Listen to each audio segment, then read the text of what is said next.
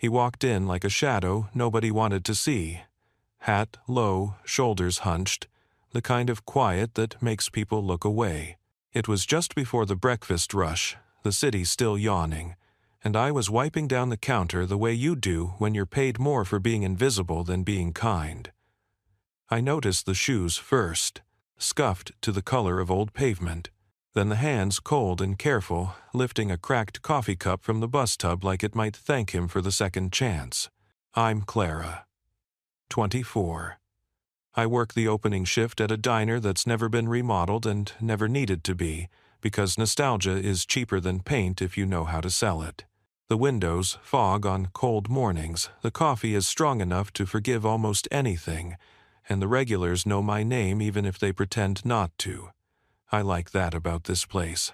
People can hide in plain sight and still be seen. He didn't sit right away. He lingered near the pie case like he wasn't sure he belonged, like the cherry lattice might judge him for not having a reason to be there. Folks glanced. Folks looked away.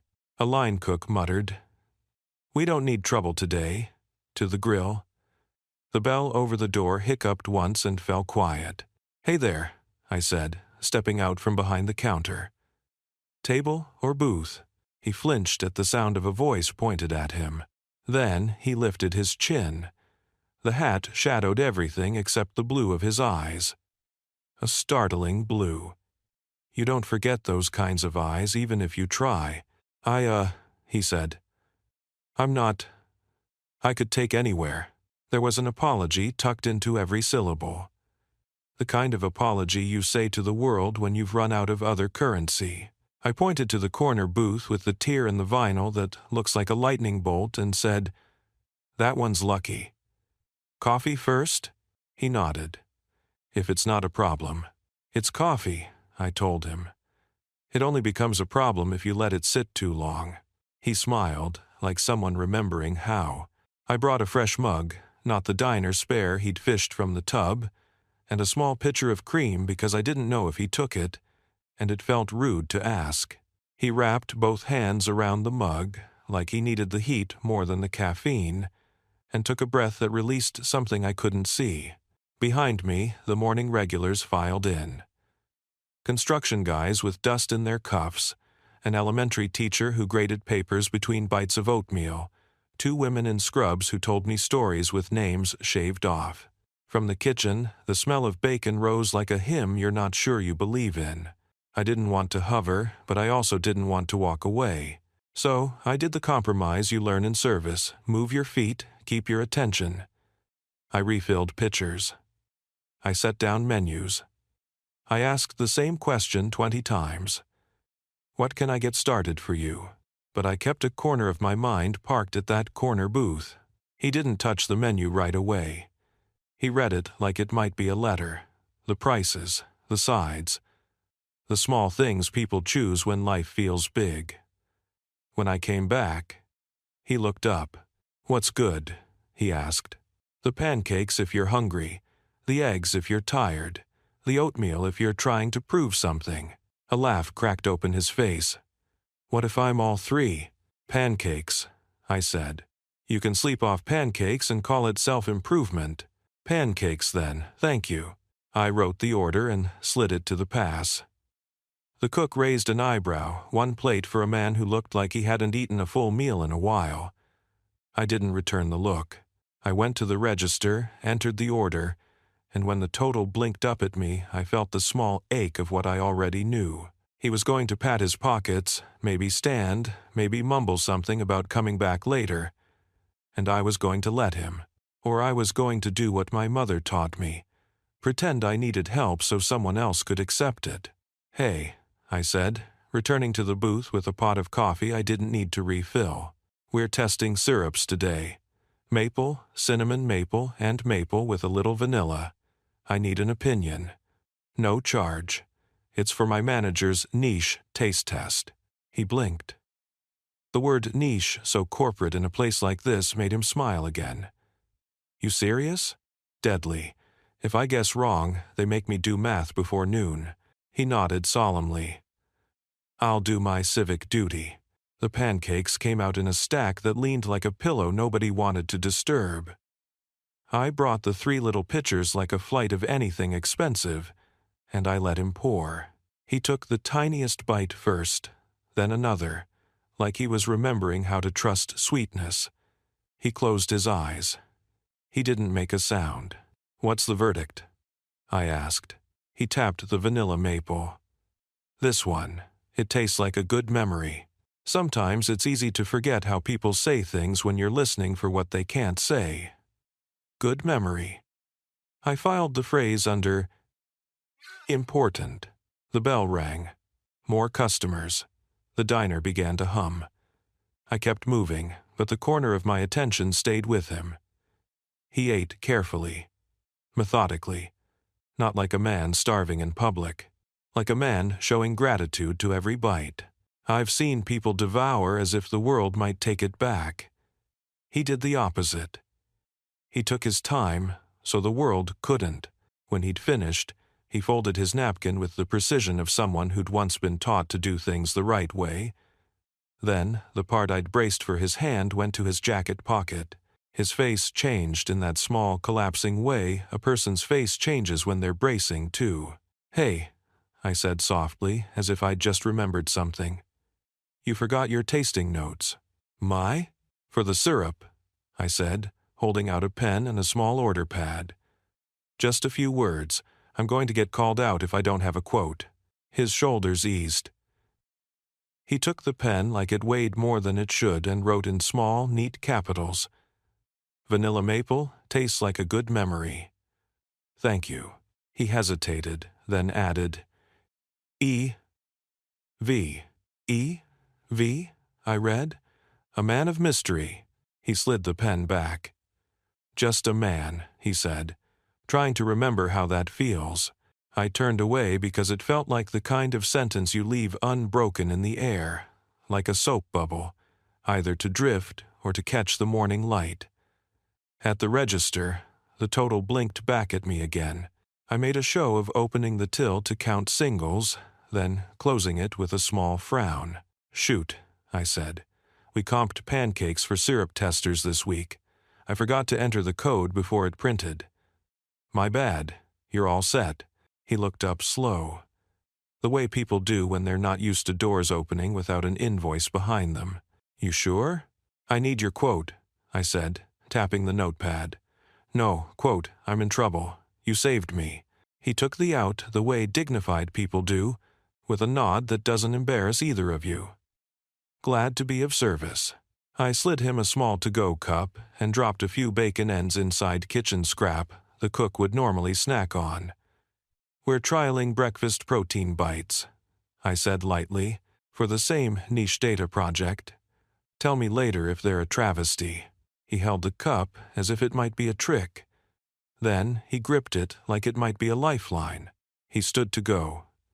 He was taller than he looked sitting down. Not bulky, not frail. Just thinned out by life. He tipped the hat, which made me think he'd been taught that courtesy too, and turned toward the door. For a second, a gale came through when the bell clattered and the cold air bit, and his hat shifted back enough for the light to hit his face. A flash of recognition is a strange thing. It lives at the edge of memory and refuses to come when called. I knew those eyes. Or I knew the shape of that kindness in the way he held himself like he was trying to take up less space than he'd earned. But the where of it, the who of it, slipped. The door closed, the bell settled. He was gone.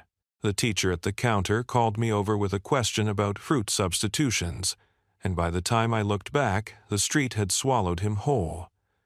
Just one more person folded back into the city. Later, on my break, I sat on the back step with my phone and a granola bar, flipping through bills like they were trading cards from a game I was losing. Rent, electric. The hospital envelope I didn't open because the last time I did, I had to put my head between my knees. I texted my mom a picture of the pancakes I didn't eat and wrote, "If I ever graduate from morning shifts, I'm making these for you." She sent back 3 heart emojis and one of those dancing pancakes I didn't know she had in her keyboard. "You good?" Marco, our line cook, asked from the door. Always, I said automatically. He squinted at me. You comp that guy? Which guy? The one with the hat. We're doing a syrup test, I said, flat. Manager's niche project. Marco rolled his eyes.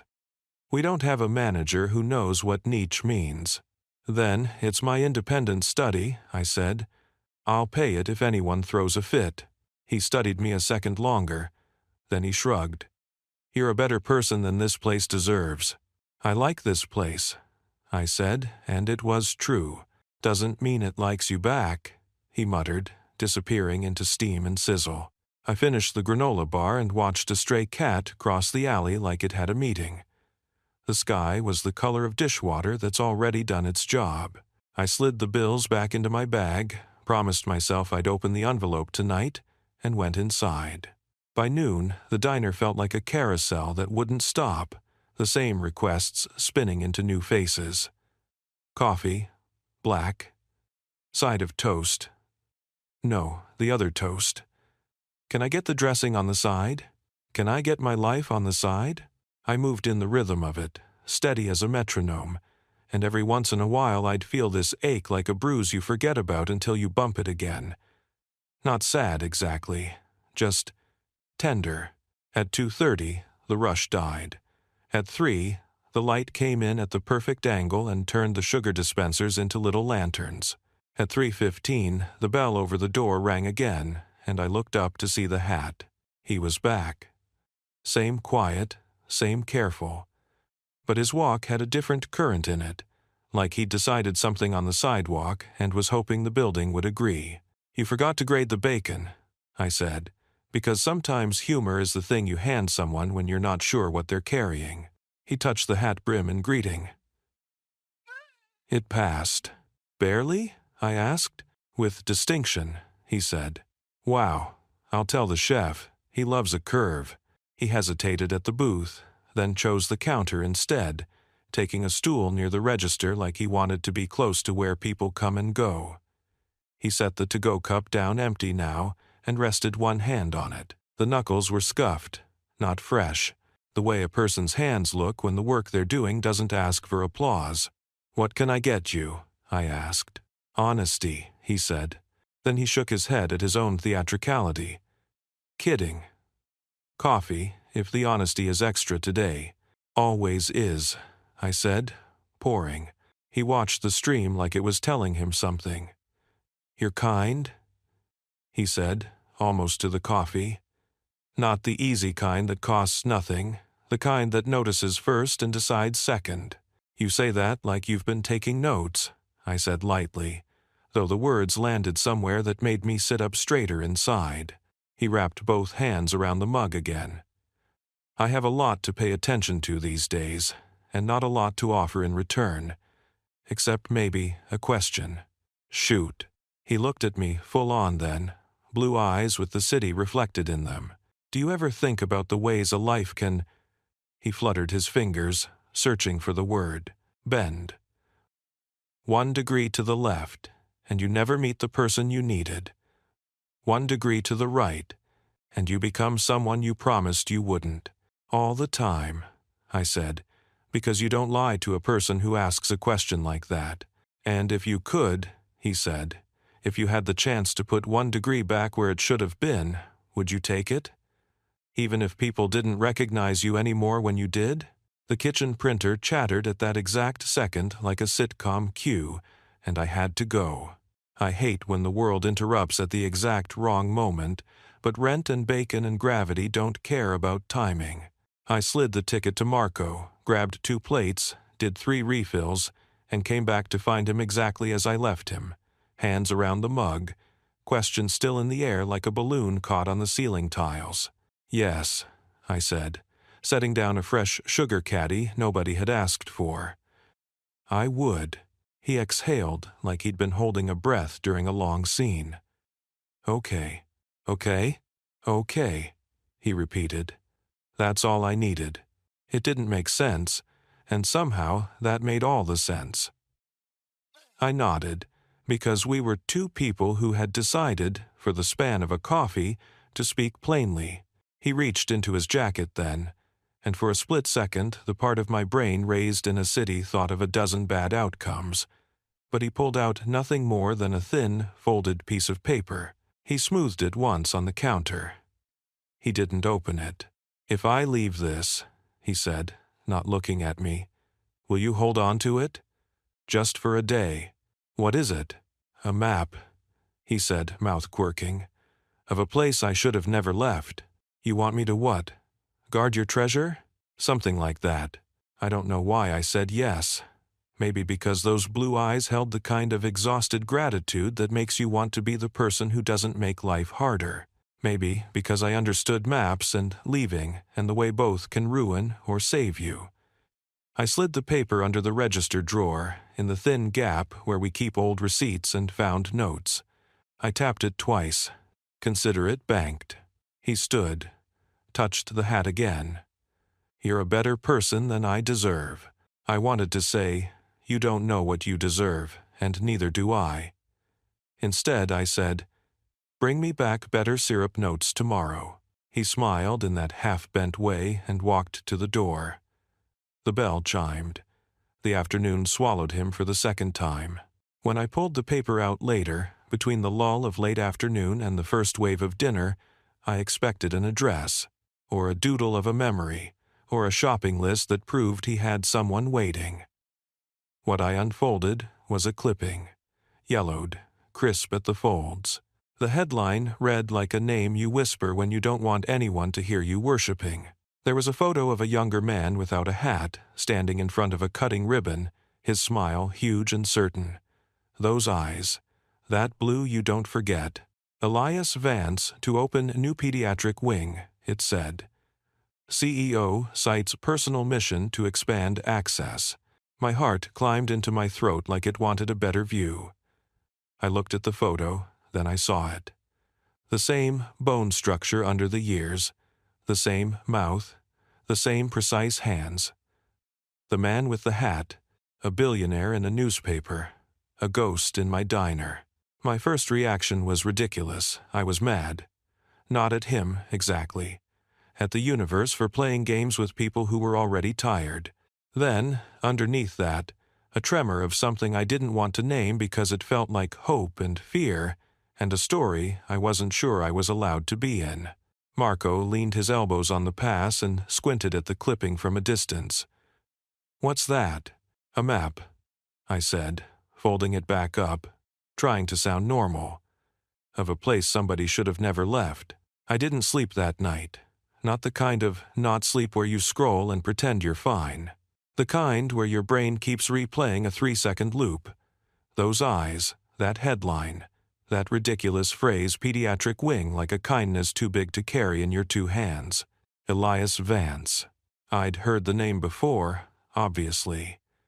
Anyone who stood in a pharmacy line reading the free magazine rack knows that name. Vance Consolidated. Vance Foundation. The glossy articles with pictures of a suited man shaking hands with people who smile like they've been told this is the photo that will mean something. Those pieces always felt like the world happening somewhere I couldn't afford bus fare to. Now it felt like the world had walked into my booth and asked for pancakes. I didn't tell my mom. She doesn't need extra weight on a heart that's already doing overtime. I heated soup. I put a sticky note on the Tupperware with a heart because silly things matter when life gets big. I told her I loved her and that I'd be home after the swing shift tomorrow because Dana wanted to swap. And no, I didn't mind. And yes, I'd make the oatmeal the way she likes on Sunday. She said, "You're my good girl," and it almost broke me in half. At 2 a.m, I unfolded the clipping again under the yellow kitchen light. I traced the letters with my finger, like that would bring the man out of the past. The date was 10 years ago. 10 years is long enough to become someone else. It's also not long at all. I Googled nothing. I know, that sounds like a brag. It's not. It's survival. I learned a while ago that if you don't want to fall down an internet hole and come back up with a heart full of strangers' opinions, you don't start digging. Instead, I lay on my side and listened to the radiator hiss and counted until the counting got heavier than my thoughts. The diner at dawn is a church. Not the kind with sermons, the kind where the ritual itself does the praying. Coffee brews. The bell over the door receives first arrivals like confessions whispered into wood.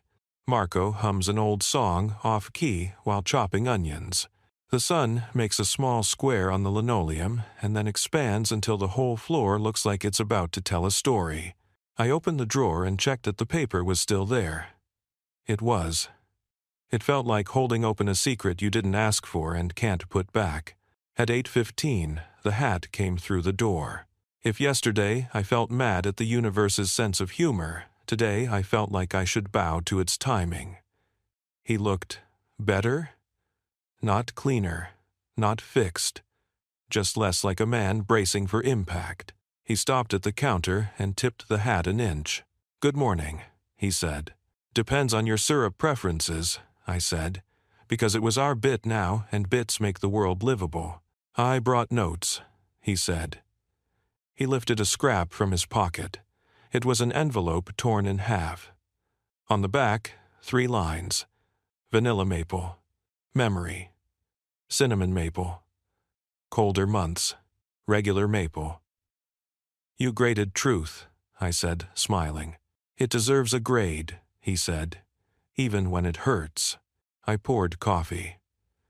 Especially, maybe. He didn't reach for sugar this time. He blew across the top, tasted, nodded like the bitterness told him he'd made at least one correct choice today. He set the cup down carefully and looked at me like he'd practiced the speech he was about to give and hated every version. "Did you read it?" he asked. I couldn't pretend I didn't know what he was asking. He meant the clipping. He meant the part where the past has a name. "I did," I said. "I hope that's okay." "It's why I left it," he said quietly. "I needed someone to hold something I couldn't, and I needed them to know what it was." "Why me?" "Because you looked at me and saw a person. Before you saw a problem, before you saw anything else. I didn't know where to put my hands, so I reached for a rag and wiped a spot that didn't need wiping." "Okay," he sipped. "Do you think worse of me?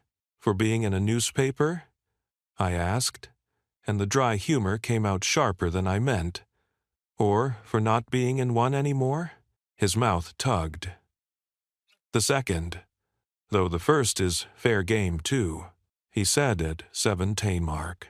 "I think life bends," I said, borrowing his words because they were better than mine. "And I think we're all 1 degree away from a version of ourselves we wouldn't recognize, sometimes because of something we did, sometimes because of something we couldn't stop." He nodded like he'd been waiting for permission to believe that. He turned the cup in a slow circle. "I left a lot. Some of it needed leaving. Some of it," he swallowed, "doesn't deserve to be left." A kid came in then 10, maybe dragging a backpack like it had opinions. He threw himself into a booth and played the game. Every kid plays with sugar packets, build a tower, lose to gravity. Repeat. His mom followed, and the exhausted way she said, "Please sit still," reminded me that the world goes on being ordinary even on the days it decides not to be. Elias watched the kid. Something tender moved across his face like weather. "I used to say," he murmured, more to the coffee than to me, "that the point of having more than you need is to make sure children get what they never should have been denied." "That's a good sentence," I said. "It was easier when I was saying it to a boardroom," he said, and the honesty in that admission made me ache. I slid a short stack of the good napkins across to him. "I have something of yours," I said, and pulled the clipping from the drawer. I didn't set it on the counter. I held it until he looked up, and then, when he met my eyes, I laid it between us like a truce. He didn't touch it. "Keep it 1 more day," he said. "If that's okay." "It's okay," he breathed out. "Thank you. Do you—" I started, then stopped, because boundaries are a thing and so is dignity, and I didn't want to press. He gave me a look that said, "Say it if you're going to say it." "Do you have anyone I should call?" I asked. Not to fix you, just someone who should know you're okay, or alive, or drinking coffee." He laughed, and it wasn't pretty. It was truthful. "That list is shorter than you'd think. Or longer. Depends on how you measure should, and or wait. You could measure it by who would be mad at me for not asking," I said. He tilted his head. "My mom," I said simply.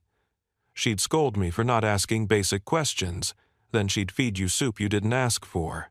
"Lucky," he said, and I felt the word like a blessing and a grief. He was the one who changed the subject. "What's your next niche experiment, if the syrup wins are tabulated?"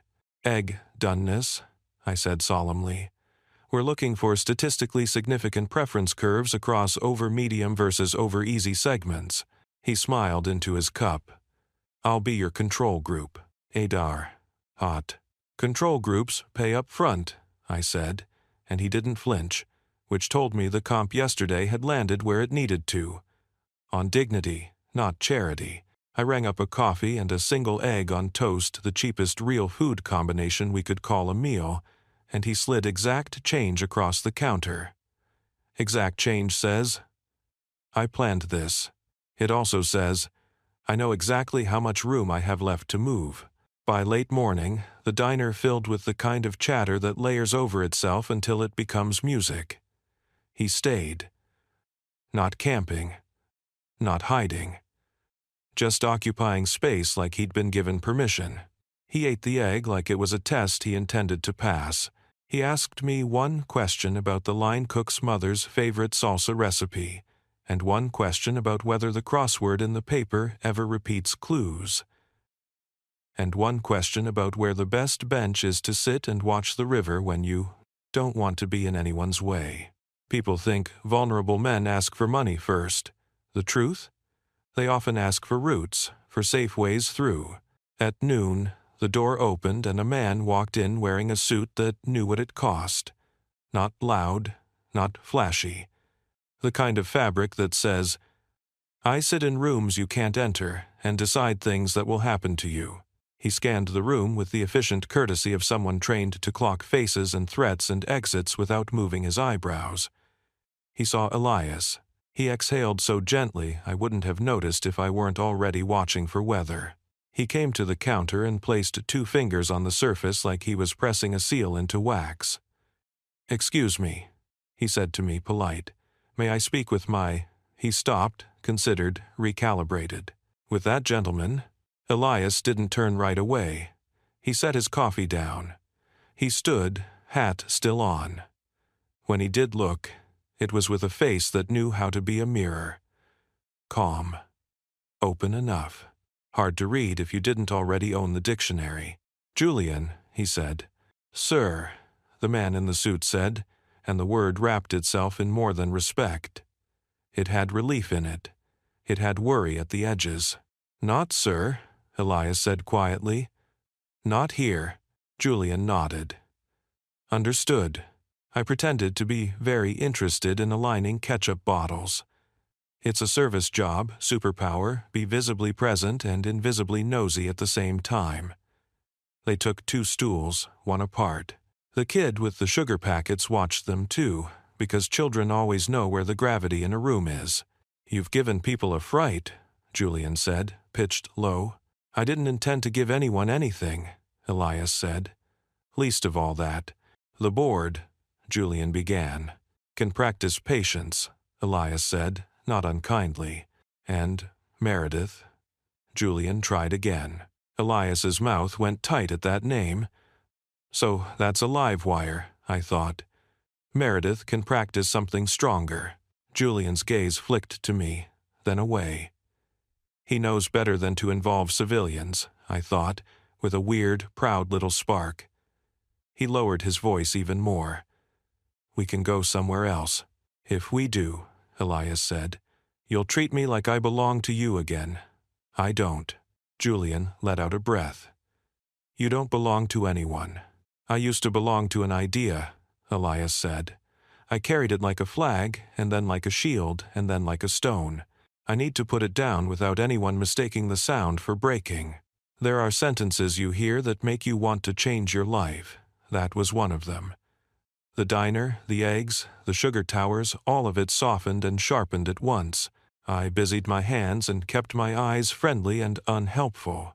Julian placed a card on the counter. The kind with a name without a title because the title is implied. "If you need anything," he said to me, and it was kind but also a promise, "call me." "I'm fine," I said, because it felt like the right answer, and also because I don't know what I'd do with that kind of number. "It isn't for you," Elias said gently. "It's for me." He quieted right, and they always saw not a creed and well for May. I slid the card toward the register like it was just today's mail. "I'll file it under V. Sterling," Julian said, and I realized he was telling me his last name without saying I should already know it. Julian Sterling. "Got it," I said. Sterling like the silver, easy to polish, hard to bend. For the first time, he looked surprised. Then the surprise warmed into something like respect. Exactly. They didn't leave together. Julian exited first, after a nod that includes 1,000 unsaid things. "I'll wait outside. I'll stop the vultures. I'll keep the car running. I'll give you the choice." Elias stayed. He drank the last of his coffee like a man finishing a chapter he wrote by accident. "Trouble?" I asked, once the door shut, not because it was my business, because it was my booth. "Complications," he said. "Trouble wears louder shoes. Do you need?" I gestured toward the card. "Help. Or a ride. Or, I don't know, a pancake shield." He smiled. "I might take you up on the last one." "Good," I said. "I only offer defensive carbs to people with good taste." He rubbed the rim of the cup with his thumb. "Can I tell you something?" he asked. "And you can tell me if I'm being ridiculous." "Always," I said. "I left because I didn't want to be the man I was becoming," he said. "The one who used other people's pain to feel noble and then sat in rooms moving numbers that meant beds and medicine and futures and called it strategy. I thought if I took myself out of it, the machine would stop asking for my worst self." He looked at me, and the blue in his eyes was sharp enough to cut paper. "But machines don't stop. They just find someone else to feed them. And the people who needed that pediatric wing? They didn't need my performance. They needed my signature." It hit me so clean, I had to touch the counter. "So go sign it," I said, more fierce than I meant. "Go sign everything that means a kid gets a bed. You can figure out the rest while the ink dries. He's a stew." He laughed, a broken, relieved sound. That's what Julian would say if he were less polite. "Then he's smart," I said, and I meant it. I also meant, you don't have to be perfect to do something good. But sometimes you have to do something good to remember you're not the worst story you tell yourself. "I need to do one thing first," he said. "Two, maybe." I waited. "I need to apologize to someone," he said. "And I need to make sure I'm not doing it because it would look good in a mirror." "Apologies aren't mirrors," I said. "They're windows. You don't get to control what the other person sees." He stared at me like he was cataloging that sentence to use later. "Who taught you to talk like that?" "My mom," I said. "And also the internet. But mostly my mom." He touched the brim of his hat. "I try," I said. "The internet shouts." He stood then, and I knew. I don't know how. I knew that the next bend would be bigger than breakfast, and that whatever door he was about to push open would lead to one of those rooms where people whisper when they say your name. "Clara," he said, "it is strange to hear your name from a mouth you've only just met. It's stranger when the sound of it feels like a thread being tied to something you didn't know you'd dropped." "Yes?" "And all words is dumb. Thank you for the pancakes," he said. And then, after a heartbeat that aligned the room with my chest, "and for not asking me for who I was before you decided who I was." "You're welcome," I said. And then, because I couldn't help it, Bring me back a better syrup note tomorrow. He nodded. I'll try. He left. The bell did its little gasp and sigh. I put the card in the drawer with the clipping and closed it on both like a promise. By 3, word had moved the way word moves in a city. 2 men in heavy coats stood across the street pretending to admire a mailbox. A woman in a too neat ponytail ordered tea and looked at every reflection like it might tell her a secret. A black sedan parked half a block down, unassuming in the way expensive things try to pass as ordinary. I served pie. I wiped the counter. I let the room tell me what it needed from me. Calm, coffee, laughter when someone said something that deserved laughter. At 5, my phone buzzed with a text from my mom. Do you need me to defrost that soup?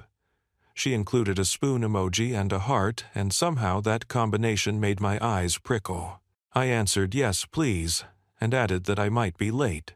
She sent me another heart and a be safe.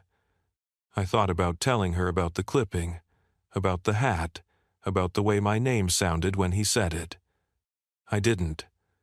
Not yet. Some stories need to be true in your body before you put them in someone else's. At 6, the dinner rush hit.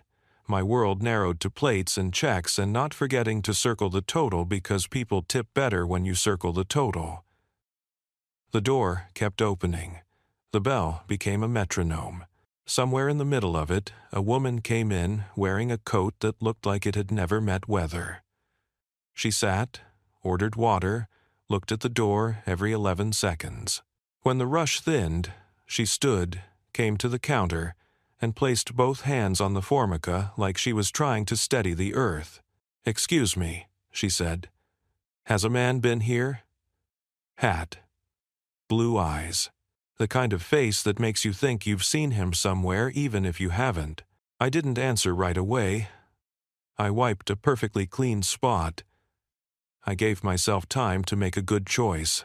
"Lots of hats," I said. She smiled without amusement. "I'm sure. His name is—" She stopped, caught herself. "It doesn't matter what his name is." She slid a card toward me. Another card. Different weight. "If he comes back, tell him Meredith was here." I looked at the card. Meredith Vale. I knew the name from headlines the way you know the titles of books you haven't read. Board chair. Strategist. The person who holds the pen when it's time to make the story go a certain way. "Okay," I said. "And tell him," she added, so calm it sounded kind, "that he can indulge his sabbatical after he signs the 3 approvals sitting on his desk. There are timelines, he knows that." Something hot lifted in me, scraped by the word indulge. "Are those approvals for things like pediatric wings?" I asked before my brain could stop my mouth. Her eyes sharpened. She assessed me the way you flip a switch to better lighting. "Nobody," I said, and found I liked the way it felt like a truth that could stretch. She accepted the answer like she accepts many things she doesn't like because she's disciplined enough to collect battles instead of starting them. "If he comes back," she said, with that controlled gentleness people use when they're holding a grenade, "tell him our mission doesn't wait for his moods." I tucked the card under the register. "I'll tell him," I said, and I knew I would. I also knew I'd tell him in my words, not hers. She left. The bell did its little gasp again. The room breathed. At 8:30, the hat returned. He stood inside the door a second like he was listening for something only he could hear. He saw me. I lifted the card without ceremony and set it on the counter. "Meredith came by," I said. "She left this."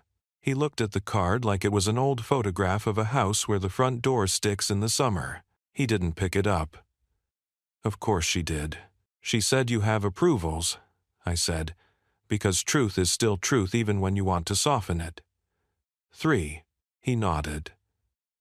"She said the mission doesn't wait for your moods," I added, and the way I said moods probably told him exactly what I thought of that word. He smiled without joy. "That sounds like her. Is she wrong?" I asked. No, he said. She's not wrong, she's just incomplete.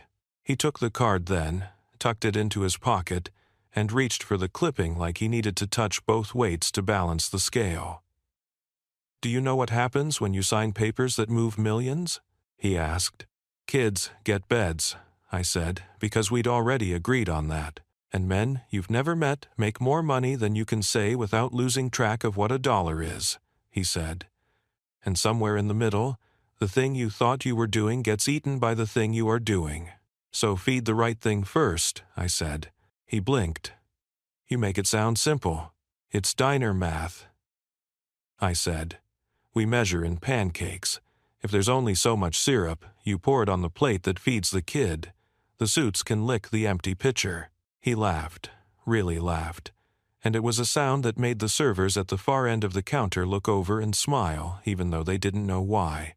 I needed that, he said, wiping his eyes with the back of his hand like the laugh almost turned into something else. Good, I said. Now tell me the truth. Are you going to sign them? He looked at the window, at our reflected selves inside the night. Yes, he said. And then, softer. If I can do it without becoming the man who signed things to hear applause, you can, I said. If you sign and go home to soup instead of galas. Soup, he repeated like it was a foreign word he wanted to keep. My mom makes enough for a small nation, I said before I could stop myself. Then, because the universe had already decided to be ridiculous with me today, I added, she'd feed you. No questions asked. He went very still. Your mother, he said, and there was something in his voice that made my fingers go cold for a second. She's the one who taught me to pretend I need help so other people can accept it, I said, filling the space. And to offer kindness like it's normal, not like a performance. He swallowed. She sounds like someone who saved more lives than people with their names on buildings. She'd argue with you, I said. Then she'd hand you a blanket. He took his hat off. The first time. The hair beneath was longer than the photo, threaded with gray, stubborn at the crown. Without the brim, his face looked both older and kinder. You don't realize how much a hat hides until it doesn't. Clara, he said again, and the way the syllables lived in his mouth made something inside me tip toward a place I hadn't named. May I ask you a question you can absolutely say no to? Ask. If I wanted to apologize to someone, he said, careful like he was carrying glass, and I didn't know if I had the right, would you tell me if I was about to do more harm than good? Yes, I said, because truth without protection isn't kindness. If I thought you were about to do harm, I'd tell you to eat pancakes instead. He smiled, shook his head. Always back to pancakes with you. They're a moral framework, I said. Underrated. As of this sport, he breathed in, out. Okay. Then, tomorrow, before I sign anything, I need to tell someone I'm sorry, and I need a witness who isn't on a payroll. Okay, I said, and my voice did the thing it does when life gets bigger. Went quiet. Got stronger. Where? He told me. A place near the river. A bench that had a view of the pediatric wing under construction. Of course, the map. The thing he called a map had always been more than paper. I'll be there, I said. He put the hat back on, but now it looked less like a shield and more like weather gear. Thank you, he said. For the pancakes, for the science, for the... He gestured in a small circle. Everything. 1. And Fino. Bring better syrup notes, I said, because if the world insists on bending, we're allowed to keep our running jokes. He left. The bell sighed. The sugar tower kid finally won his battle against gravity and lifted both arms in triumph. I laughed and clapped with him. The diner returned to its steady hum. When I locked up, I took the clipping and Julian's card. I put them in a zipped pocket of my bag like you do with passports and cash and good pens. On the walk home, the city threw its usual trick sirens, steam rising from grates, the late bus sighing like an old man. I went up the 3 flights, unlocked our door, and found my mom asleep with a book on her chest and the TV talking to nobody. I covered her with a blanket, tucked the book beside the pillow, and stood there too long, counting breaths like a prayer. The soup was in the fridge with a note, enough for a small nation.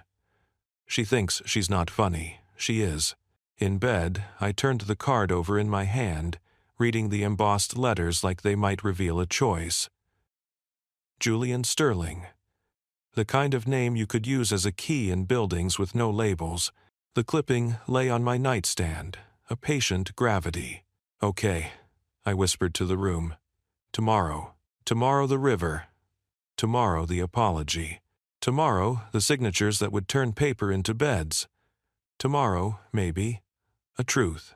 And somewhere between now and then, sleep that felt like a clean plate after a long day, simple, earned, and ready for the next thing. Morning came in like an apology soft light, a river that pretended it had never flooded anything.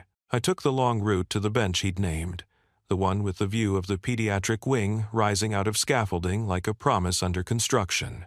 I brought 2 paper cups of coffee and a bag with a muffin, because apologies go better with something to hold.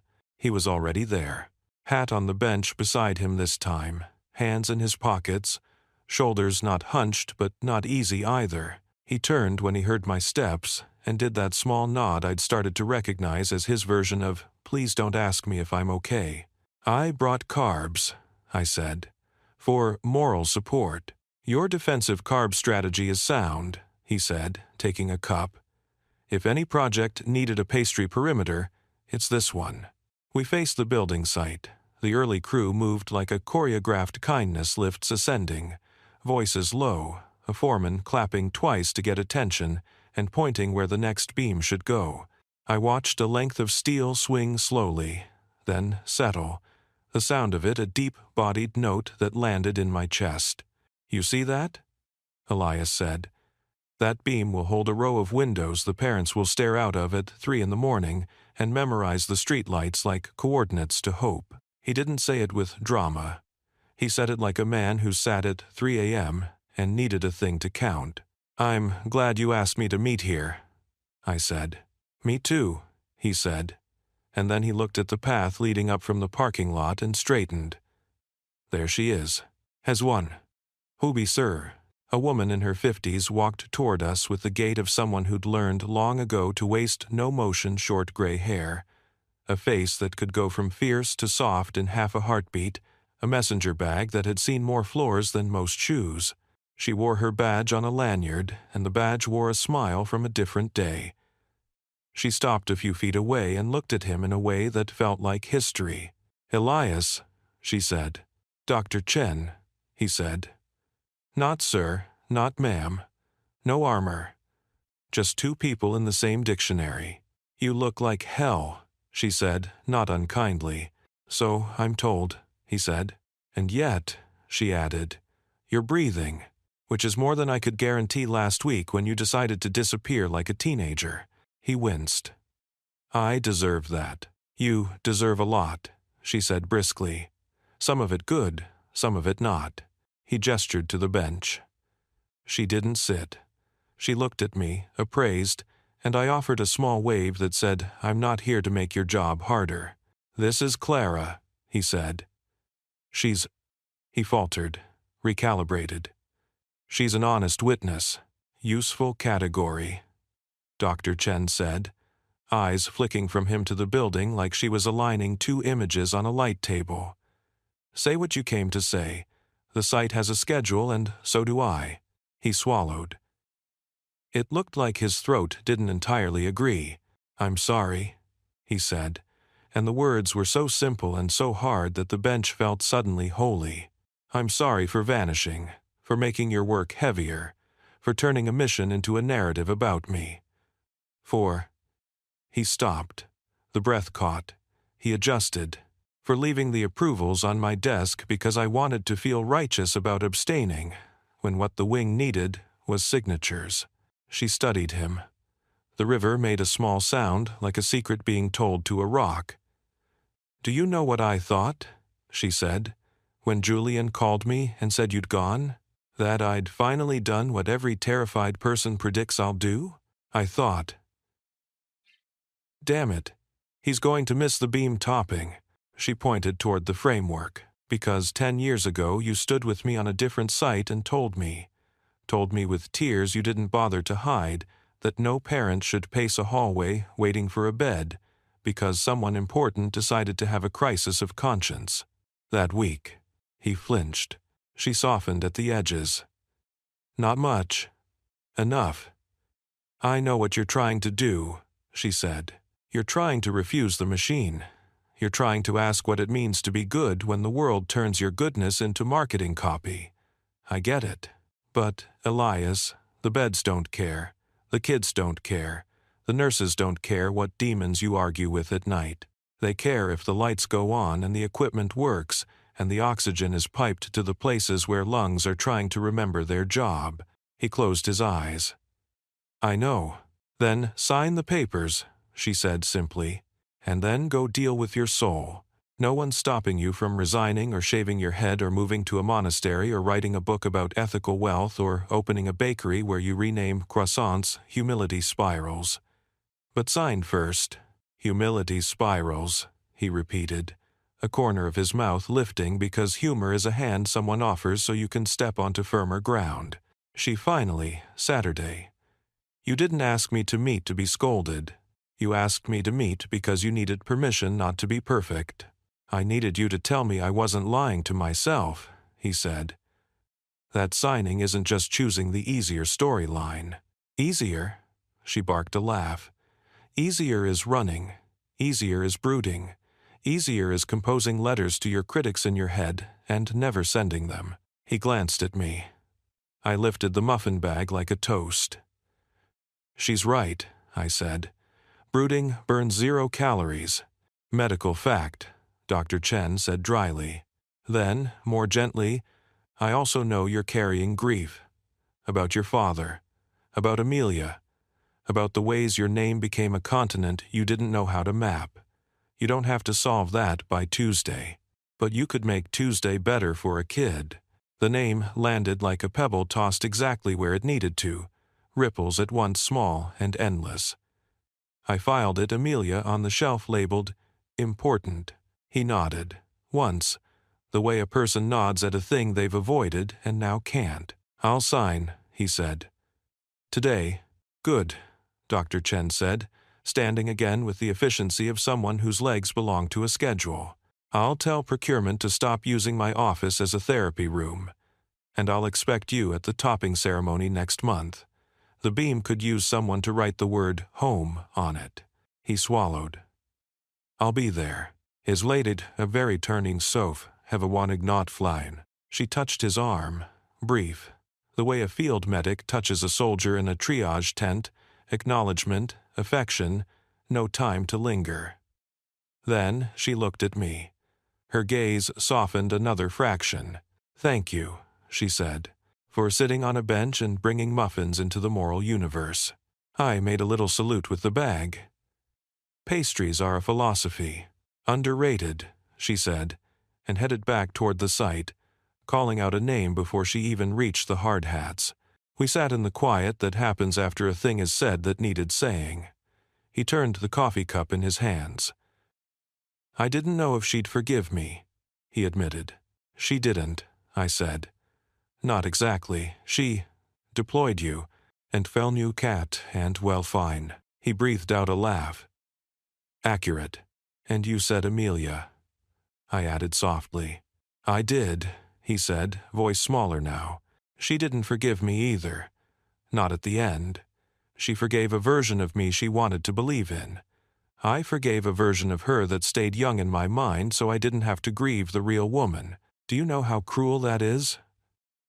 I think, I said carefully, it's human. And also that kindness now doesn't fix then, but it gives now a chance. He nodded and watched the river right itself around an obstacle. Julian will be waiting, he said. If we don't go soon, Meredith will install a command center in the diner and rename your sections after fiscal quarters. He said, Weiss, Hand, God forbid, I said, standing. I can handle ketchup caddies. I can't handle Q4. He smiled. We walked toward the street. A sedan slid into view with the unobtrusive speed of a shadow. Julian stepped out, immaculate, worry tucked into a pocket like a handkerchief.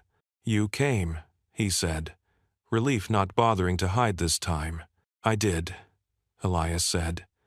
Dr. Chen scolded me in a way that made my better self raise its hand. "Effective," Julian said, opening the rear door. Then, to me, "Would you—" He hesitated. "Would you come? As the honest witness?" I blinked. The car smelled like decisions. "I'm in an apron under this coat," I said, "because sometimes you say the thing that proves you know your place." "Then we'll be overdressed," Julian said, without missing a beat, "which will be a novelty." I looked at Elias. He wasn't manipulating. He was asking. "Okay," I said, and climbed in, holding my bag like a passport. The city changed through tinted glass. Street to corridor to elevator lobby to a floor where the carpet was quiet and the art was expensive in the way that whispers. A receptionist with the posture of a ballet dancer said good morning and meant it. Doors that know their own weight swung on hinges that had only met oil. Meredith was there before we were. She stood in a patch of winter light like she'd ordered it. Hair smooth, coat folded over her arm perfectly, a folder in her hand like a weapon she'd been trained to use. "You took your time," she said, "which is how some people say I'm glad you're alive." "Good morning," Elias said, "which is how some people say I'm not going to let you win the frame." She looked at me. Calculated. "You're the waitress," she said, not unkindly, not dismissive, just accurate in the way a bio line is accurate. "I'm Clara," I said. "Clara," she repeated, the way someone tests a bridgeboard before stepping. "Are you here as counsel?" "Witness," Julian said, crisp and useful.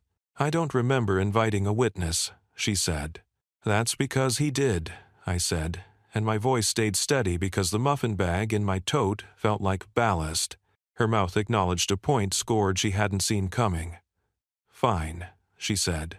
"We're going to do this quickly. The approvals are ready." She opened the folder and slid 3 documents onto the table with the grace of a dealer who knows the deck. Pediatric. Community clinics in 3 neighborhoods where buses made decisions kids shouldn't have to. And the mobile unit, she tapped the 3rd for the spaces between. Procurements lined up. Legals satisfied. PR will wait for copy because we're not going to make this look like— She flicked a glance at his hat. "Penance." "Good," Elias said. She held a pen out. Not ceremonious, not cruel. Just a pen. He didn't take it. "Not yet. I need to say something," he said. Her jaw tightened. "Elias," he held up a hand. "Not to you. To me. And to her." He nodded toward me. I didn't move. I didn't breathe loudly. I became the kind of quiet that makes a room tell you secrets. "I thought," he said, "that if I refused the story that was being written about me, the truth would reassert itself like a spring. I forgot that the truth is not a spring. It's a practice. It happens in the places where no one is looking, and it happens in rooms like this where everyone is." Meredith's face barely moved. But something in her flinched, like a muscle relieved that someone else finally lifted the heavy thing. "Sign, Elias." He took the pen. He signed. He didn't make a speech with each signature. He signed with the concentration of a man threading a needle he doubted his hands could hold steady. "Thank you," Julian said softly, as if someone had just been pulled into a boat. Meredith gathered the papers with the economy of victory that isn't about gloating. "Couriers are on standby," she said. "Dr. Chen will have her purchase orders by end of day. Action help rise." He put the pen back where she'd laid it. He didn't pocket it. He didn't keep a souvenir. Small, beautiful discipline.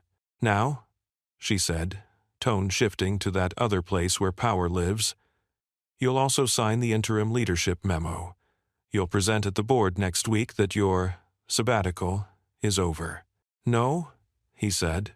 The polished room made a sound I'd never heard a room make, like a piano wire being plucked under water. "No?" she repeated, and the word wasn't outrage, it was math. "No," he said again. "I'll sign a transition memo. I'll present to the board that I'm stepping back for a quarter, with responsibilities delegated, and that I will not be available for optics.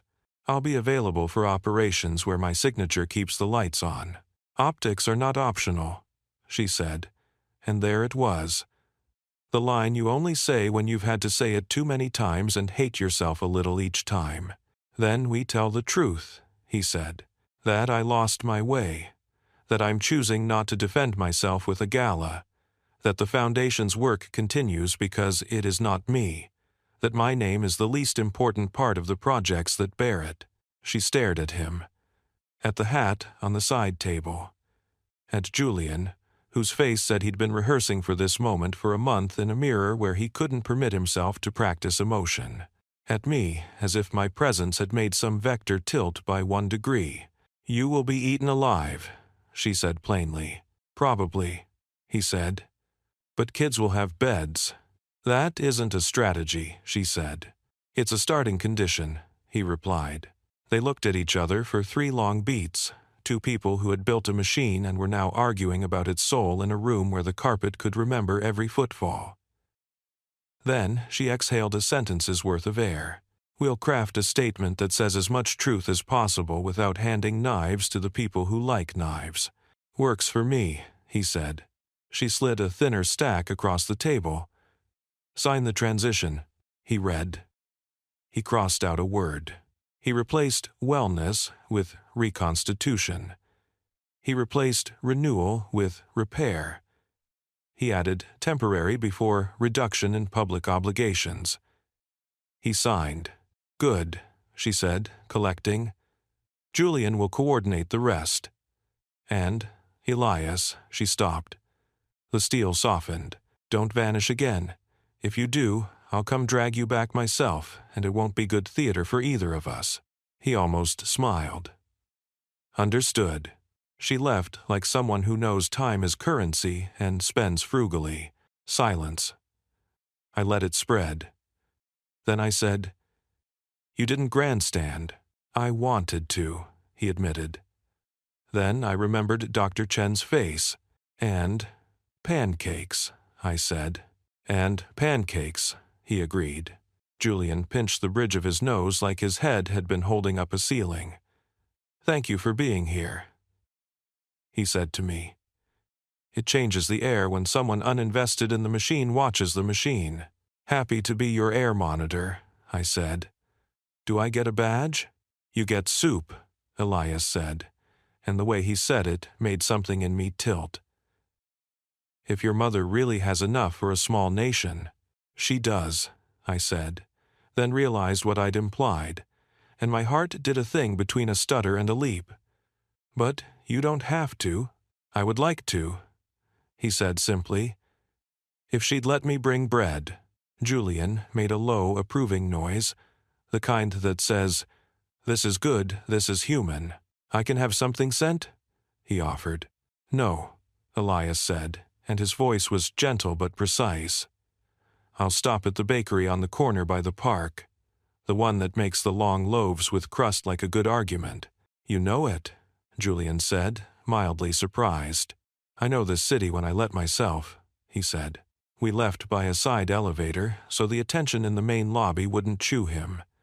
The sedan carried us back into streets that didn't care what rooms we'd just been in. He asked the driver to stop at the bakery.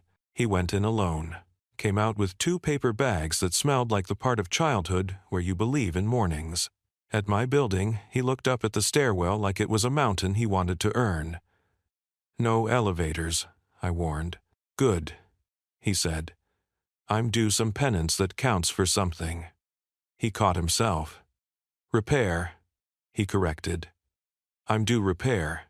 On the 3rd-floor landing, I unlocked the door slowly, giving myself a second to decide which story I was about to tell my life.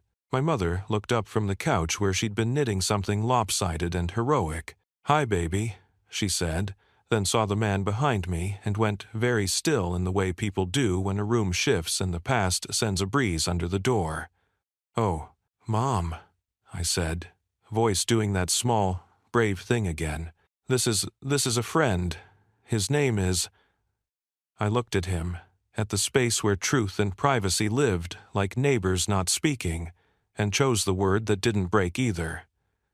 Elias. He took his hat off before he crossed the threshold. He held the bread like a peace offering. "Miss Thompson," he said softly, "I've heard rumors your soup could retire wars." She blinked. The knitting needle hovered mid-air. Then she smiled with her whole tired face. "Flattery will get you carbs," she said. "Come in." He stepped in like a person entering a chapel. He saw everything: the throw blanket folded exactly twice on the arm of the chair, the framed photo of a girl with skinned knees and a gap-toothed grin, May 8, the magnet on the fridge that says, "Be kind," in a font that thinks it's souvenir-worthy. The bills tucked in a folder on the counter where I pretend they lose power if I stack them neatly. "Bread," he said, setting the bag down, "from the place that knows crust." My mother stood, one hand on her side, the motion careful and familiar. "I'm Rose," she said. "You can call me Rose or Ma'am or the soup maker. But if you call me anything that sounds like young lady, I'll laugh you out of my home." He had bought a rar. "Rose," he repeated, and it was as if the name had been stored in some drawer inside him and had finally found the right key. For a half-breath, something in his face moved shocked, tender, almost wrecked, and then he tucked it back with a discipline that told me we had entered a room where the past might be within reach. "Sit," she said, rescuing us all. "Clara, bowls." I moved, grateful for orders. He took the chair nearest the window. He looked both giant and careful there, like a statue that had decided to try being a man for the afternoon. The soup steamed. The bread crackled under a knife as if happy to be useful. My mother asked the normal questions you ask strangers you want to like. "Do you take tea? Are you allergic to anything? Do you prefer a spoon with a thick handle or a thin one?" And he answered like someone grateful to be asked anything that didn't involve a board vote. We ate. He closed his eyes at the first spoonful the way he had with pancakes. He didn't perform gratitude. He practiced it, in the soft clink of bowls and the sweet, stupid comfort of eating something warm in a small apartment with someone who loves you within arm's reach. A different kind of room made itself, one where titles hung at the door like wet coats, one where our breaths found each other's rhythm. Halfway through, my mother set her spoon down. "So," she said, casual as a demo, "are you the kind of friend who says nice weather or the kind who says the thing underneath the thing?" He didn't fumble. "Underneath?" he said. "If invited." "Consider yourself invited," she said, eyes kind, mouth braced. He took a breath that belonged in a different scene and brought it to this one. "I signed approvals today for a pediatric wing down by the river," he said. I took too long to remember why that mattered. I'm trying to be the man who knows again. My mother nodded, slow. "Then you'll need dessert," she said, and it was both a mercy and a sentence. She stood to cut the bread, hands competent, movements a little slower on the bad side but proud. He watched her like he was memorizing a dance. "Do you?" he began, and his voice did something unfamiliar to it, a slide into a place rougher, younger. "Do you bake, Rose?" "On good days," she said. "On bad days, I pretend a store-bought cake tastes better if you cut it with the good knife." He smiled. "It does." "It does," she agreed, pleased he knew that small gospel. The bread on the table. Butter in a chipped dish. Soup bowls scraped in the way that means comfort, not hunger. My mother looked at me, then at him, and then back at the bread as if it would offer a script. "You have kind eyes," she said to him. Which is the kind of thing my mother says when she is moving a rook across a board and making you think it's a pawn. Tired, but kind. He bowed his head a fraction. "They've seen things I'd unsee for a price I can't pay. Then you'll have to live with them at peace," she said, easier on the face. He laughed, and the laugh warmed the room in a way my radiator never quite manages. "I'm trying." "Good," she said. "Clara," she looked at me, and in her look was a question that felt older than me. I held it, steady as a plate. "Do you need to rest?" I asked her, in our language of protective deflection. "In a minute," she said, reading me, reading him. "First, I want to hear about this pediatric wing like it's a bedtime story." He told it like a builder would. Rooms laid out for breathing, chairs for the nights that go long, windows at the right height so you can sit and look out and not feel like the sky forgot you. He didn't say money once. He didn't say donors or naming rights or the way a press photo frames a handover. He said nurses. He said parents. He said kids. And in between, silence did the work that words can't. When he finished, the room felt like the pause after a prayer. My mother wiped her eye with the back of her hand as if a speck had fallen. "That's a good story," she said. "You should keep choosing chapters like that." He said. "I would. I plan to," he said. He looked at me then, and the room shifted again, subtly, like a boat tidying itself along a dock. "Clara," he said. He stopped, shook his head a fraction, as if a sentence had come to the door of his mouth and found it not yet safe to go out. "I'm grateful." "For soup?" I said, because rescue is sometimes a joke in the right shape. "For you?" he said simply.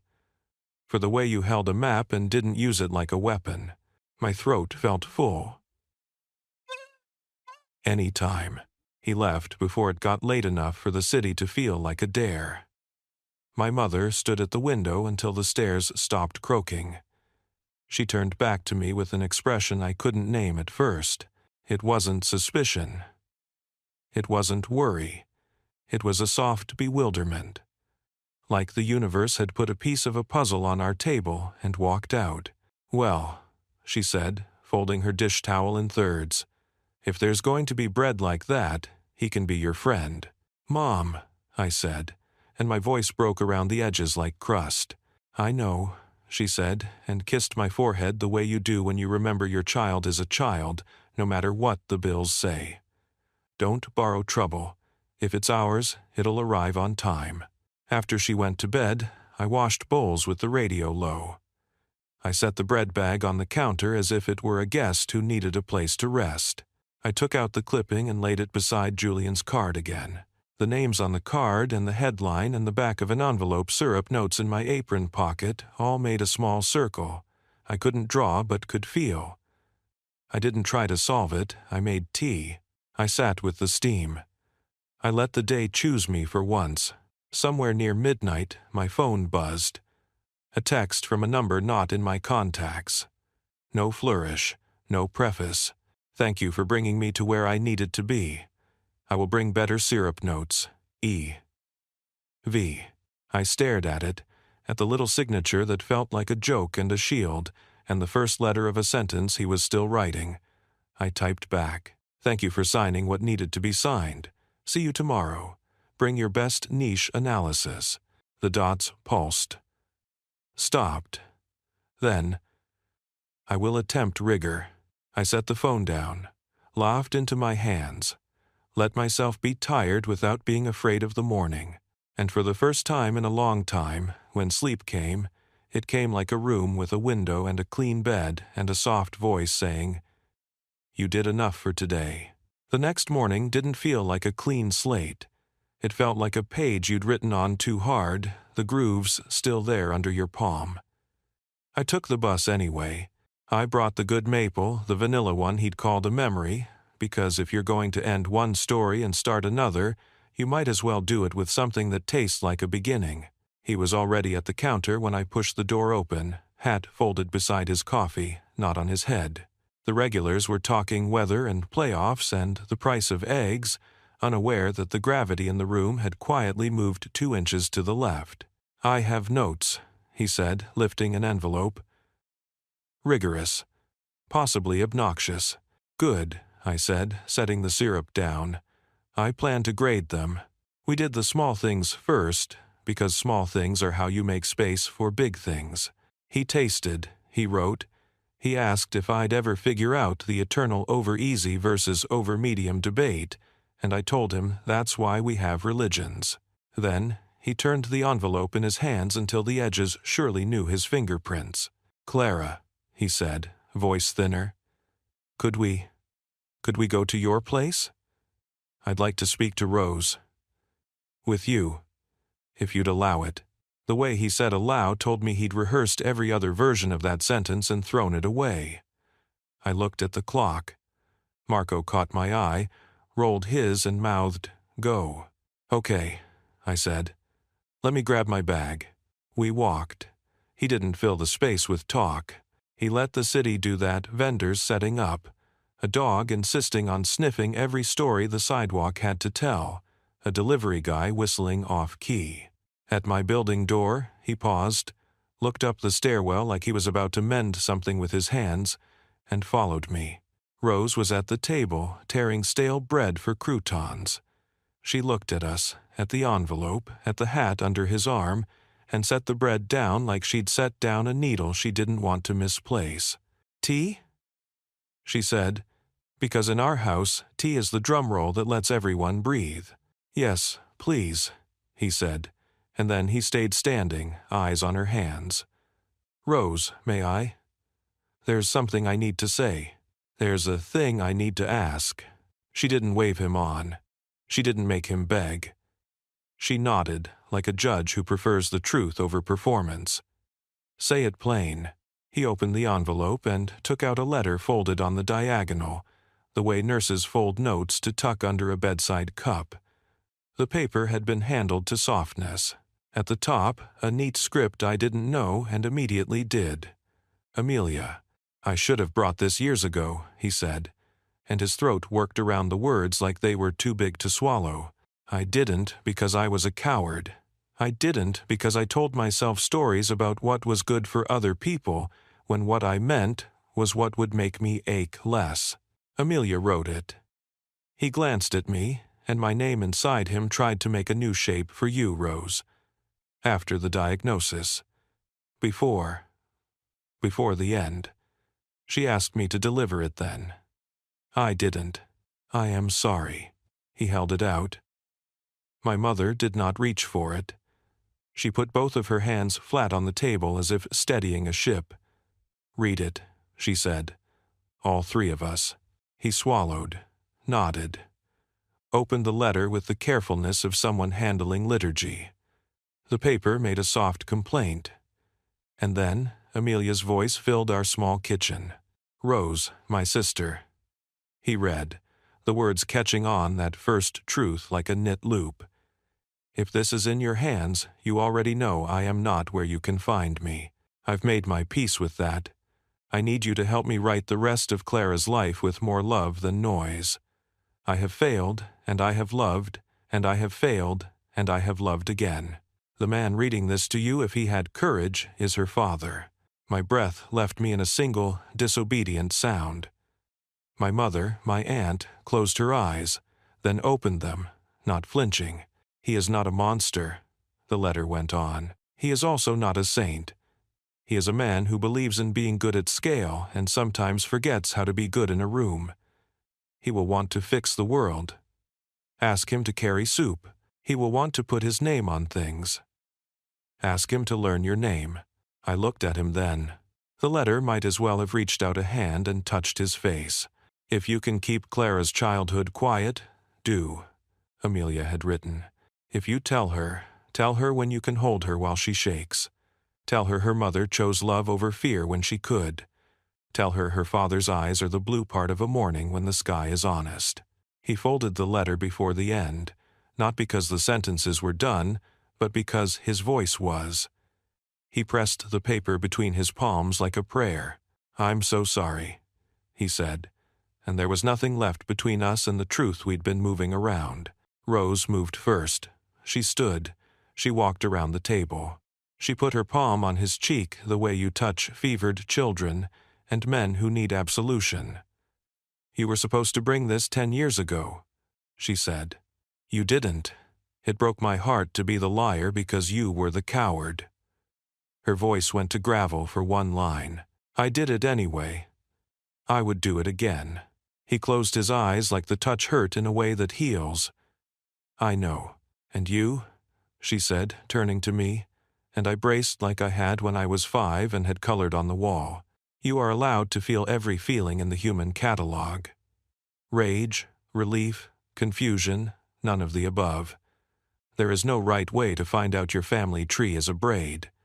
Saturday, I didn't cry. Not because I wanted to look composed, because the feeling was too big for the usual exits. I looked at him, the hat in his hand, the letter where our heir should be, the blue eyes that I'd known from the first coffee without knowing why, and I heard the stupid, gorgeous word, trying to walk into the room on ridiculous legs. "Dad?" I didn't say it. "Not yet," I said. "Why?" He didn't hide. He didn't reach for philosophy. "Because I wanted to be the man who didn't destroy lives," he said. "So I avoided the one life that would have required me to be brave, because Amelia told me to let you be quiet and healthy and ordinary, and I turned her wisdom into an excuse. Because my shame was a better storyteller than my love." He took a breath that dragged across gravel. "Because every day I waited made the next day harder, and cowardice accrues interest." The kettle screamed then. Rose moved like a nurse in a code, efficient, precise, unwilling to let the room turn anyone into a saint or a ghost. She poured water. She thunked mugs down like punctuation. "Here's what's not going to happen," she said. "We are not performing this for the public. We are not crafting an arc. We are not making anyone a villain to make anyone else easier to love. Here is what can happen. You can show up. You can sit at this table on Thursdays and pretend my soup is the only thing holding you together. You can be on call for hospital appointments and broken sinks, and nights when the radiator sounds like it's harboring a raccoon. You can be a person. Not a headline." "Yes," he said. In the tiny silence after, yes grew. "Please. And you," she said to me, "can decide your pace. You can call him Elias for eternity if that keeps your lungs open. You can try on Dad in your mouth like a new coat and throw it on the chair when it pinches. You can take money for the bills and only if you want to. You can refuse money and only if that's your truth and not your pride. You can ask me why I didn't tell you sooner, and I will tell you the truth, and I will also tell you I was afraid." I nodded. Something unclenched in my chest that I hadn't known was gripping the bones of me. "I would like," he said quietly, looking at me and not at his own devastation, "to help. Without receipts. If that means paying for new radiators and pretending it was a landlord's miracle, I can do that. If it means showing up with bread and shutting up when asked, I can do that too. If it means signing papers that matter and not asking for credit from the people who like credit, I can do that best of all. You decide the shape. I'll sit inside it." I looked at Rose. She lifted one eyebrow, our family crest for choose. I looked back at him. "No galas," I said. "If you give small and close and anonymous. If you come without an entourage and you knock like a human. If you say you'll be at Thursday soup, and you can't, you text. You don't vanish and make us invent noble reasons. If you want a title from me, you earn it. Pancake testing continues. Niche, data rigor, non-negotiable." He laughed, sudden and boyish. He put a hand over his eyes and then down again like the laugh had knocked something loose. "Yes," he said. "All of that. And," I said, before courage could shrink, "we need to tell the truth to one person outside this kitchen. On our terms. Not because of optics. Because of repair. Dr. Chen should hear it from you. Today," he said, immediate, "before the topping ceremony invitation multiplies into a circus." Rose handed him his tea and watched him grip the heat. "If you hurt my girl," she said, not theatrical, just the deep water of a warning, "I will carry soup to your office and make you drink it while I tell you every story of the small good things you are not allowed to abandon again." "Yes, ma'am," he said, and he meant the ma'am like you mean a vow. We didn't hug. We didn't stage a picture. We sat and finished tea we couldn't taste and let the letter on the table cool like a fever. He left with the envelope tucked against his chest. At the door, he turned back. "Clara," he said, and the name in his mouth had shifted just a degree toward a place I recognized without yet inhabiting. "May I?" He smiled at his own need to seek permission like a man finally respecting fences. "May I come by the diner before lunch?" "Yes," I said. "Bring the obnoxious notes. I have a draft of a speech," he blurted, then held up both hands like he'd knocked over a glass. "Not a real speech. 2 sentences, for the Beam. Can I try them on you? Now?" He nodded, bashful in a way that made me think of an earlier version of him before the rooms and the rooms inside rooms. "Okay," I said. He cleared his throat, stared at the hinge where our door met the jamb, and spoke to that small, honest piece of architecture. "We put our names on buildings because we're afraid the kids will forget us. We should put our names on promises instead, that the beds are warm, the windows open, and every parent who waits here knows we kept watch while they tried to sleep." I felt it in my spine. Rose made a low hum, the noise she makes when a pie comes out right. "Lose the first sentence," she said. "Keep the promise." He nodded, like a student who loves a hard teacher. "Thank you." He went. The stairs tattled his way to the building we live in, told the pipes and the plaster and the neighbors with their ears on the wrong side of the wall. I stood with my back against the door and finally cried, "The clean kind." Rose held me until both of us were wet and laughing at how terrible we looked. "I'm mad at you," I whispered into her shoulder. "I know," she said into my hair. "I love you," I said. "I know," she said again, and the knowing was the whole point. The topping ceremony came a week later because construction schedules are a species of hope that doesn't care about your family drama. The Beam hung on a crane like a punctuation mark waiting to be chosen. Press showed up with their lenses and their desire to bottle whatever looked like redemption. Meredith moved through them with that smooth, silent anger you only get from a life of triage. Julian handed out hard hats and the kind of smiles you give when you've slept 4 hours and used them well. Elias arrived in the plainest coat he owned and still looked like a headline trying to be a paragraph. He didn't look at the cameras. He looked at Dr. Chen. She looked back, decided not to scold, and handed him a marker. "Write something that isn't about you," she said, because love sounds like that when it's busy. He looked for me. I was behind the semicircle of parents and kids and nurses and construction workers who had been told they were part of history and were mostly just trying to get back to work. I lifted a thumb, our new bit for "you're in the pocket, say the thing you actually mean." He turned back to the Beam.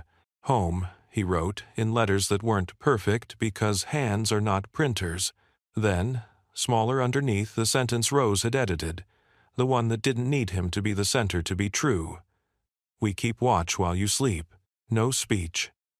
Meredith had fought the press pool down to one question, and he used that question to repeat the line and walk away. Reporters muttered about angles and arcs. Dr. Chen cried on the inside where her eyeliner couldn't get to it.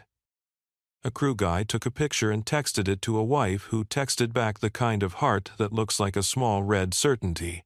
The Beam rose against the winter sky, and the crowd tilted with it, necks long, like we were all waiting for a note to resolve. Back at the diner, the regulars wanted pie, not parables. I poured coffee and tried not to feel famous in my own head. He came in after the cameras had found other things to frame. He took the corner booth. He put the hat on the vinyl like a friend. "Soup Thursday," I said. "You in?" "I'm in," he said. No theatrics. He slid an envelope across the table thinner than the letter, heavier than a bill. "For Rose," quietly. "Radiator Fund." I didn't open it. I slid it into the spot under the register where we keep found notes and small emergencies. "Thank you." "Boundaries?" he asked, and I heard the question underneath.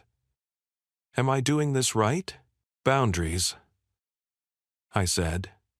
"Start with Sundays. Bread is your job." He grinned, and the grin stole years from his face like a thief finally returning the goods. At 5, the door opened and a ripple moved through the room the way rooms always ripple when someone walks in, looking like they've never had to ask for service. Meredith stood there, hair immaculate, coat like a thesis. She scanned the diner, assessed the pie case, acceptable, the napkin budget, insufficient, and the man in the booth who had refused 3 rehearsed narratives and was still here. She didn't sit. She came to the counter and put 2 fingers on the formica like a metronome. "He signed," she said. "He did the thing that mattered. Thank you for helping him do the thing that mattered." "You're welcome," I said, "because some bridges deserve tolls paid in good manners." "He will be eaten alive," she added, "the way a doctor says a prognosis you can't sugar. We will try to let the machine chew only what it must." Ended of, and then he have self-had and that it cannot. "He has soup on Thursdays," I said. "That helps with digestion." Something in her face almost broke into a laugh, then decided not to.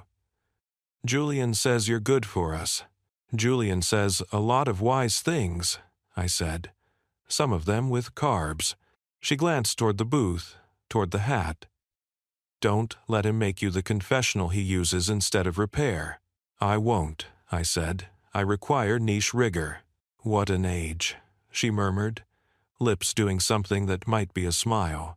She left a card, not the heavy board from before, a plain one with a handwritten number that meant, "This one rings in my pocket," and walked out into a wind that didn't respect expensive hair. Evening fell in the diner way. The coffee got darker, the windows turned into mirrors, and everyone saw themselves whether they wanted to or not. He waited until my section cleared, and then stood at the counter like a man about to buy a thing that cannot be rung up. "Clara," he said. "Yes. I don't want to take a word from you you're not ready to give," he said, steady. "I will live happy with Elias for a long time if that is what keeps your world solid. But I would like to offer one small thing." "Offer," I said.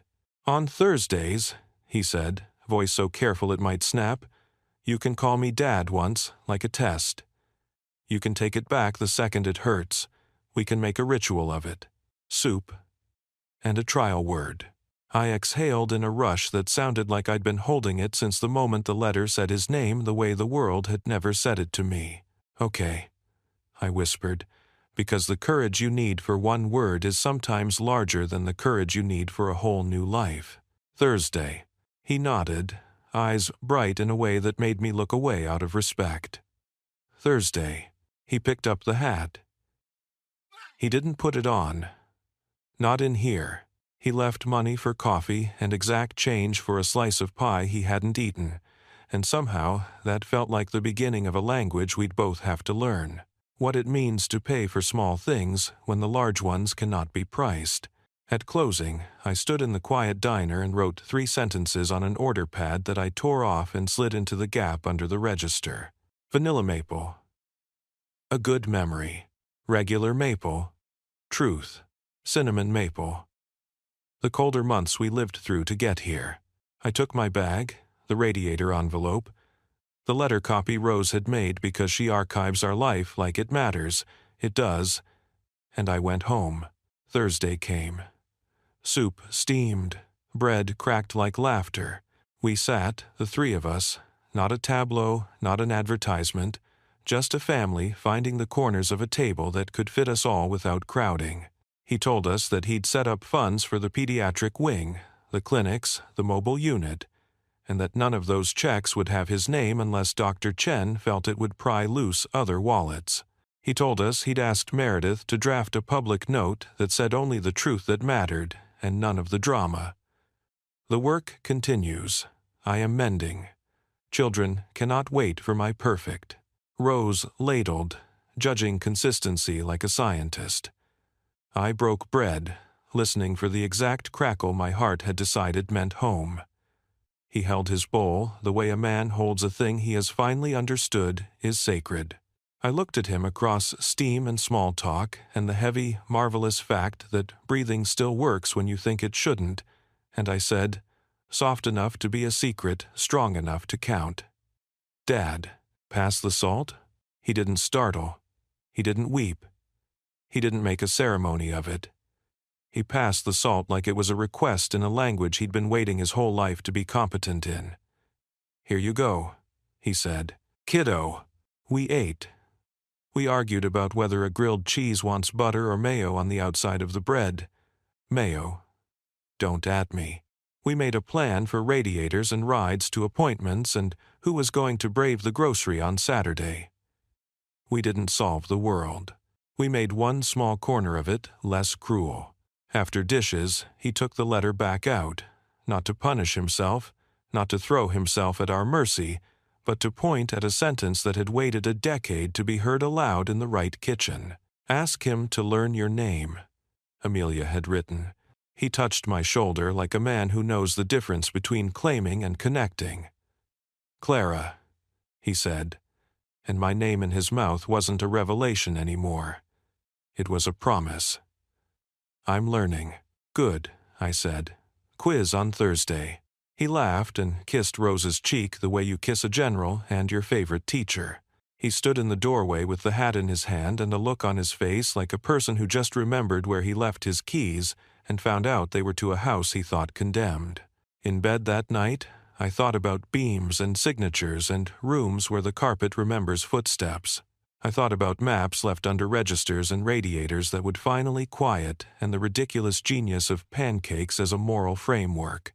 I thought about the difference between a story where a billionaire rescues a waitress and the story we were writing instead.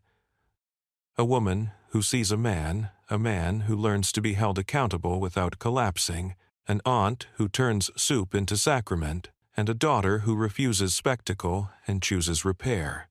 The city was loud and didn't care. Good, it doesn't have to. We will. The next morning, the diner windows fogged. The bell over the door hiccuped. A man in a hat walked in and put it on the counter because inside he didn't need it. He took a stool and asked, "What's good?" "Pancakes if you're hungry," I said. "Eggs if you're tired. Oatmeal if you're trying to prove something." "What if I'm all three?" he asked, smiling. "Pancakes," I said. "You can sleep off pancakes and call it self-improvement." He ordered. I poured.